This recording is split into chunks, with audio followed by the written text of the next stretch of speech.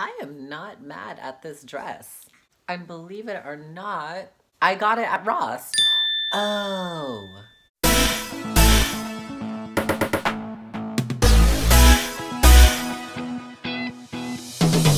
Ladies, gentlemen, select gentlemen, welcome back to my channel and happy Easter. That's right, ladies and select gentlemen, today is Easter. And for my Catholic friends, today, as we all know, marks the end of Lent. And for all my non-Catholic friends, Lent is basically when you give up something for like 40 days leading up until Easter, which is, again, today. And you can essentially give up anything. Some people give up, procrastination. You can give up not going to the gym. I know people who've given up red meat, rice, alcohol. These boys who really ain't. Yeah, I shouldn't be cussing on Easter. It's the Lord's Day. But the point is that you can really give up anything. For me personally, I like to give up things that are just bad habits that I can do without and that I would like to do less of. Because to me, I think that the point of Lent is not essentially to give something that you love up and then just take it right back up when the 40 days is over. And that's where we are today. So cutting right to the chase, what I gave up this Lent was social media. I know, social media, that's like the biggest thing. Especially for someone like me. Because when I told everybody that I was giving up social media, after laughing, they were like, isn't that like your jam and your shtick? That's like where you have like followers and things. Which is really true actually when I think about it. The reason why I'm giving it up, or why I gave it up, was because it becomes addictive. And I know all of us can relate. But there is a point, at least for me, where I let it become very like paralyzingly addicting. And I was really starting to catch myself in the like rabbit hole that is social media. And so I thought this is the perfect opportunity for me to take a break from social media and see all the positive things that can come from giving it up. With that being said, these are all the things that I learned after giving up social media for 40 days. Okay, first things first. After giving up social media, oh my God, was I productive, and did I not procrastinate like at all. When I tell you that it was like paralyzingly addicting for me, I could wake up in bed and be in bed for 3+ hours just going through the rotation of like Instagram, checking my feed, checking everybody else's feed. Oh, and then let's head on over to Snapchat and see who snapped. And then once we're done with that, we're gonna head over on down to Facebook, even though nobody goes on Facebook anymore, and see what's happening there just for the hell of it. And then just go in that same rotation back and forth. That's when I knew, I was like, something ain't right here, girl. And with social media not being a factor anymore during Lent, I had no other option but to actually get up and get ready for the day. And I was on time getting ready. I actually got better at how fast I got ready too, because I wasn't taking breaks and checking Instagram, and I wasn't like addicted to checking all my social media. I wasn't always there when you called, but I was always on time. But even just being more productive, small things like cleaning my room, it used to take me forever because I would put away a shirt, then be like, oh God, that was a lot of work, and then head back over to my phone, check my social media, then go back into the circulation, and then I end up just laying on my bed, falling asleep and taking a nap, and then not even cleaning my room that day. As you guys know, it's been a hot minute since I've had some good videos and vlogs out on my channel. One of the trade-offs I gave myself for giving up social media was that instead of Instagramming and Snapchatting and Facebooking, was that I was going to use that time to vlog and make more content and videos. And it's just been so fulfilling to me, and I kind of forgot how much I loved to just sit, talk, edit, and then put a video out. Whether or not it gets views, it's just so therapeutic for me, and this has kind of really reminded me of how good this makes me feel. So there is a big plus right there. The next thing that kind of came and manifested, if you will, was that I could not, for any circumstance or reason, retreat to my phone, because my initial like reflex and programming for any time I'm in a situation where, for example, somebody starts a conversation that I can't really relate to, or maybe I'm waiting in line somewhere, or maybe I'm in a car ride where it's just me and another person, I'm always just so quick to fill these empty spaces with social media and being on my phone. And I realized that in these moments where I do retreat to my phone, that I actually had to be present and like talk to people.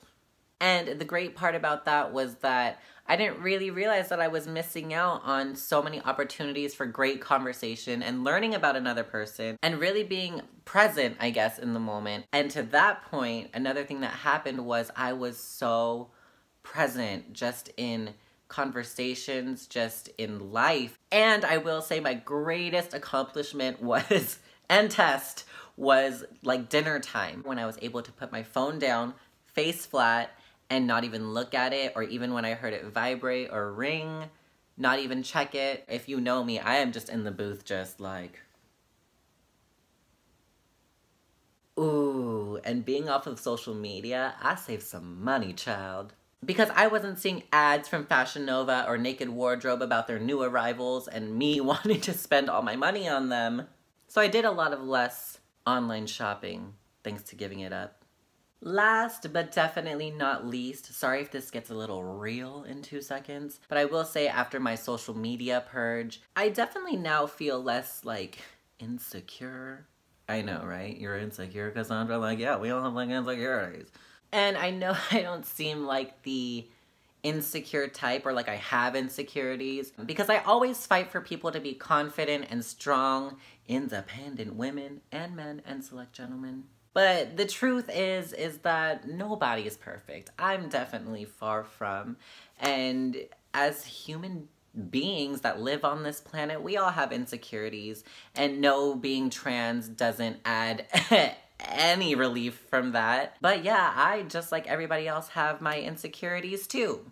Which is for a whole nother video because we only have a few minutes on this one. One of the many reasons I gave up social media was because that was where the core of, I guess, my insecurities were coming from. Because let's not lie and let's be real. Social media induces a lot of your insecurities. Starting with Snapchat, they have these filters that make your skin look smooth, your teeth look whiter, your nose looks snatched, and your face look rounder.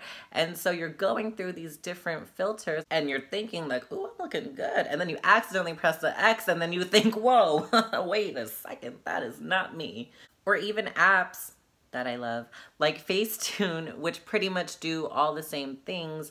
And so we sit and we retune and we retouch to the point where we're unhappy with how we actually look realistically. And I would just like beat myself up and tear myself apart, just pointing little things, to the point where I even looked up how much it is to get like a chin reduction. And that's when I knew I had to take like 3,000 million steps back, because I was starting to underappreciate what God has given me. And I was starting not to feel beautiful internally. And once you stop feeling internally beautiful, it doesn't do any service to your external soul. With that, you have all these influencers who are making this crazy living off of being able to just post videos or pictures on their Instagram, or getting sent all these PR packages, or getting sent to Bora Bora or Hawaii or the Maldives, or just these glamorous vacations. And you start to think to yourself, I'm like 20 something years old. It just kind of makes you question, like, what am I doing with my life? Once you get into those kinds of conversations with yourself, you start to realize how unappreciative or ungrateful you seem for the life and the job that you have right now, because it's hard out there to try to get a good job. And it's hard, especially in California, to make ends meet. So it's easy to forget how good you actually have it, especially when you're comparing your life to the glitz and glamour of all these people on Instagram. But not being on social media and being away from that whole realm, it's made me really realize how grateful and appreciative I am of my life. And I've reminded myself that I'm doing A-okay. And I haven't been insecure or bullied myself in a really, really long time, which has been one of the biggest takeaways from giving up social media for Lent. But yeah, social media was the source of where all my insecurities were coming from, and was the only thing that was making me underappreciate all the great things and people in my life. And you would think that with all of these things, I'd be giving up social media just like all together and all in life. But I still want to share moments, and I still want to be able to use it as a platform for anybody who's might be listening or watching. But now I just know to do it in moderation and not let it take over me in the way that it did pre-Lent Cassandra.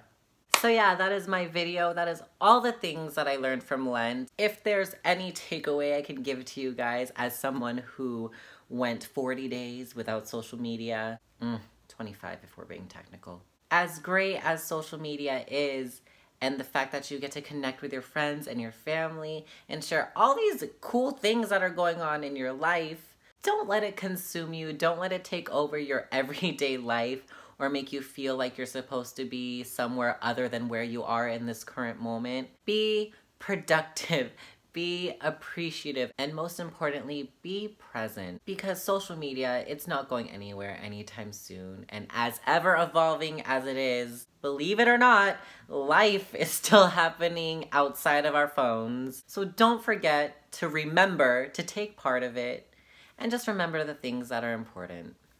I want to thank you guys so much for watching this video. Don't forget, if you like it, put a thumbs up on it. If you're not subscribed already, hit that button down here that says subscribe. I'll see you guys in my next video, and until then, don't forget to work hard, be present, and slay harder. Bye, love you.